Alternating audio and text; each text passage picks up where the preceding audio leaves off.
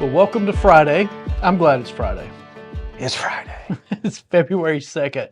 And if you've been following along with us, then you may have had a sense of deja vu over the last Deja vu all over again. all over again. So we did kind of retrace some stuff we've already done before, and mainly just if you're paying attention, but also because we kind of got out of order here. Because we're old and senile.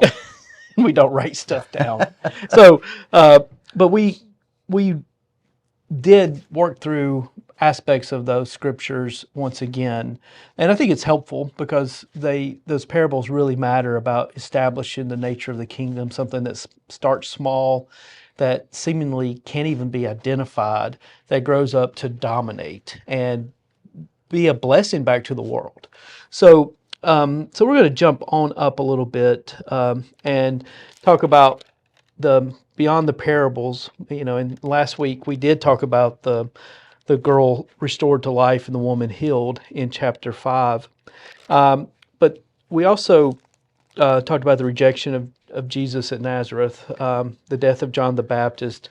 But one of the events that I would like to spend a little more time on that we didn't spend enough time on previously is the feeding of the 5,000 in Mark chapter 6, verse 30. So Jesus has been teaching about what the kingdom looks like.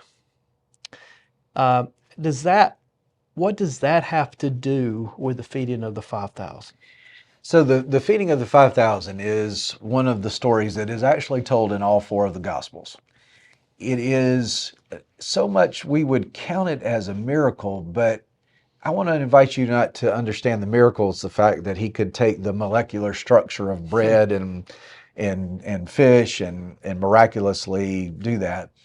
I want you to think about the possibility that the reality of the feeding of the 5,000 is more about how to change the capacity of the human heart to give and to share. The story goes is that Jesus takes the disciples, they go away to this lonely place. The people are so hungry, they're so thirsty, they see something in Jesus that they desperately long for, and they go out. And by the time Jesus finishes teaching, it's late, people are hungry, there's no 7-Eleven to go to, food line ain't around. It is one of those places where it's desolate and there's not anything for the people to eat. Not even a Dollar General. Not even a Dollar General. Now, you really got to be in the backwoods somewhere, not for no Dollar General.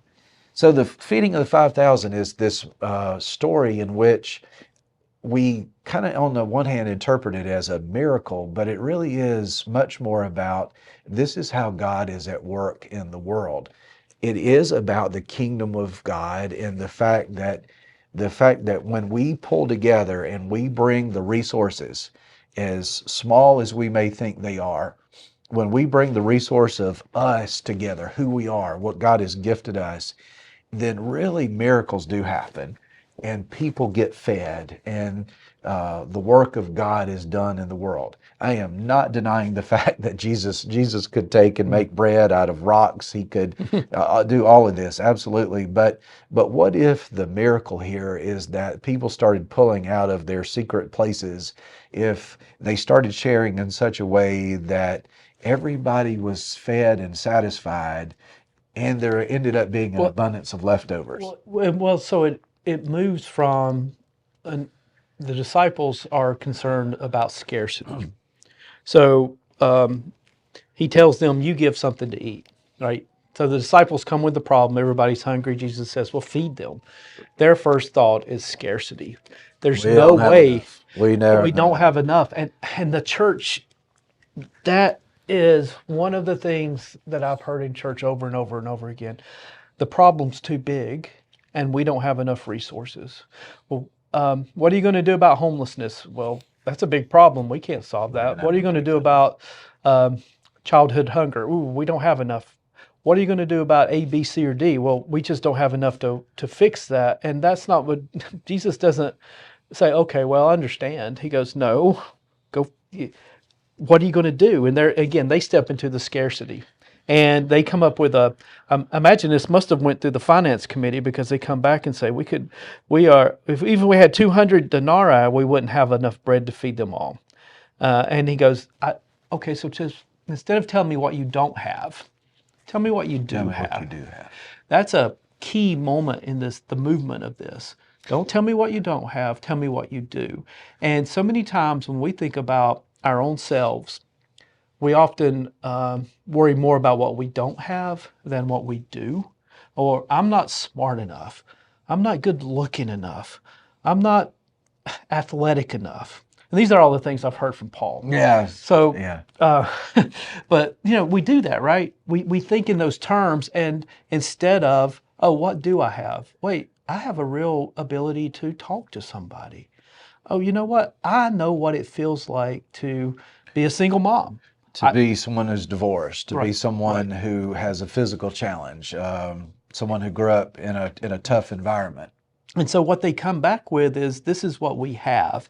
And when you look at it on the service, 5 and 2, right? Five fish and 5 loaves and 2 fish. It's not enough in reality until it's handed back over to Christ.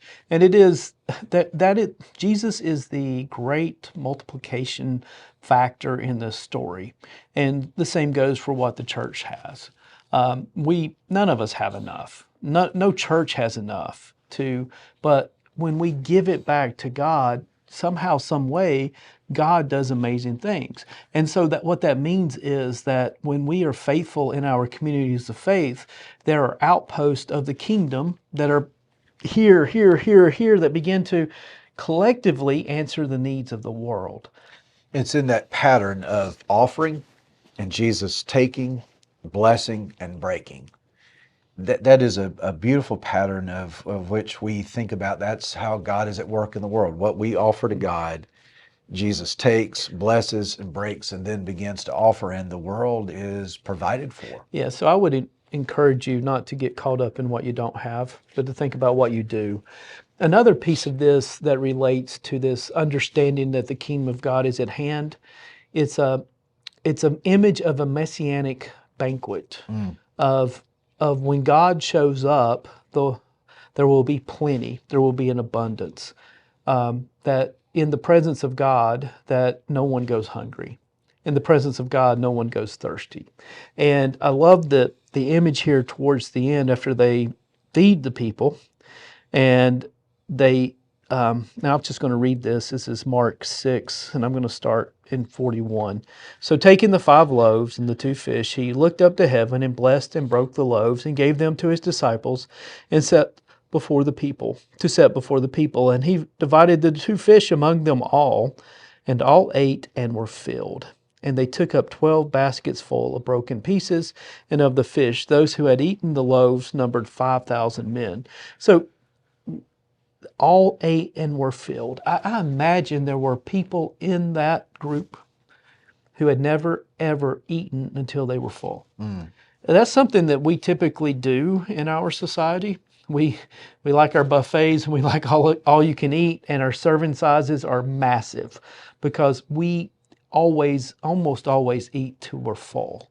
In the first century, especially these folks who were coming out to follow Jesus, these were subsistence people who rarely... The difference between eating to live and living to eat. Well, and they would have rarely eaten until they couldn't eat anymore. Right. It just wasn't part of their existence. Right. Only the people that's what the Romans did when they had banquets. That's what the rich did when they had dinners.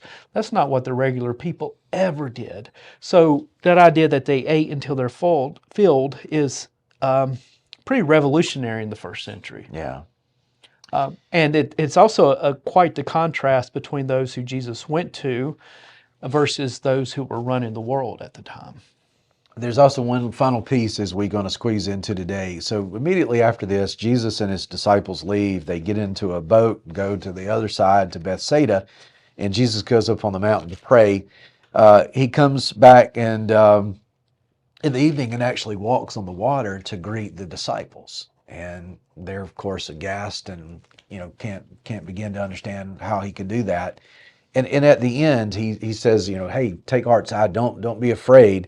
And in the last little part of the verse 51, he says, then he got into the boat with them, and the wind ceased, and they were utterly astounded, for they did not understand about the loaves, but their hearts were hardened.